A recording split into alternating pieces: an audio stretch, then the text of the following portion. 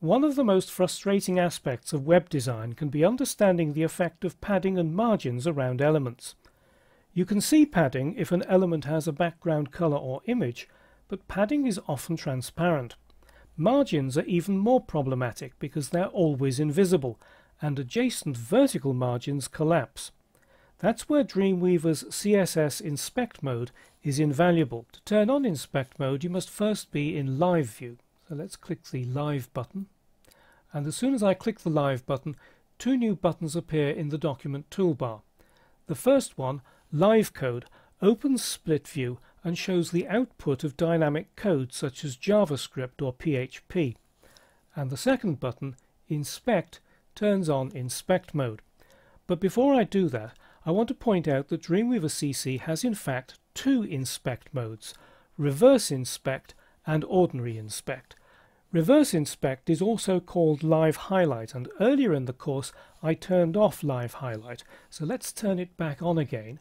Open the Live View Options menu and then toggle Disable Live Highlight. That brings it back on again, and if I click in this heading up here and then select the H1 in the Selectors pane, I get some blue highlighting, and if I select the next selector, H1, H2, H3, that blue highlighting is still there because it's an H1 element, and I scroll down and it identifies the H2 element here and the H3 elements further down.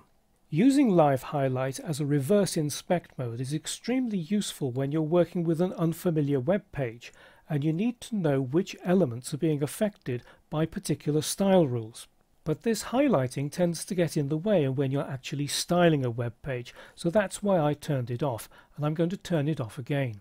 Now I'm going to turn on Inspect mode by clicking the Inspect button, and as I begin to mouse over the page, I get that blue highlighting around the element, but I also get this purple highlighting, and purple highlighting indicates padding. And at the bottom left of the element I get a tooltip which tells me it's an article element with the ID intro, that it's 1200 pixels wide and 258 pixels high, and that 258 pixels includes the padding. And if I continue moving my cursor, I then get different highlighting.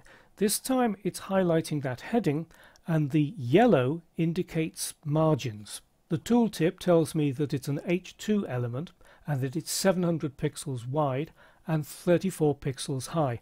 That 34 pixels does not include the margins. When you're in Inspect mode, Dreamweaver superimposes horizontal and vertical rulers on Live View.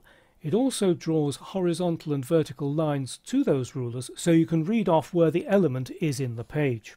And as I continue moving down the page, it keeps on highlighting the different elements. What I want to do is to go down here, and I've now highlighted a list item. If I move to the left there, I'm now highlighting a link. Sometimes it's not always easy to select the element that you want, so you can move up the hierarchy by pressing the left arrow key. If I press the left arrow key once, I select the whole of the list item. If I press it once again, I then get the whole of the unordered list, and the yellow on the top and the bottom tells me the margins, and the purple on the side tells me the amount of padding that I've got. If you look at the bottom of the page, you can see that there's a blue strip underneath the copyright notice. That shouldn't be there, so I'm going to use Inspect mode to discover what's causing it.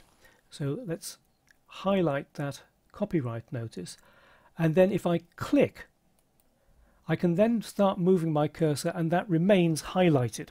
And I can see from the tooltip that it's a paragraph that I've highlighted, and what has happened is that the default bottom margin on that paragraph has combined with the zero bottom margin on the footer and the zero bottom margin on the wrapper, and it's pushing it away from the bottom of the page.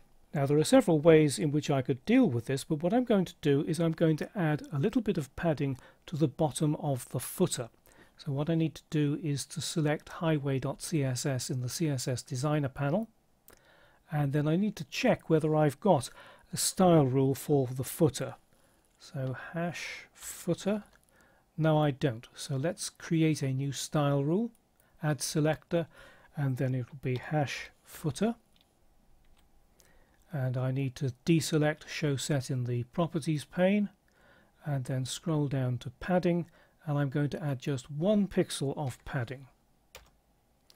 And then I'm going to click anywhere inside Live View, and that's cleared away the highlighting, and you can now see that that blue strip has disappeared from the bottom of the page. So you've seen 2 ways of highlighting elements in Live View to inspect the CSS. Reverse Inspect or Live Highlight helps you identify all elements affected by the current selector by adding a pale blue overlay. Inspect Mode, on the other hand, highlights only one element at a time, showing the element itself in pale blue and highlighting padding in purple and margins in yellow.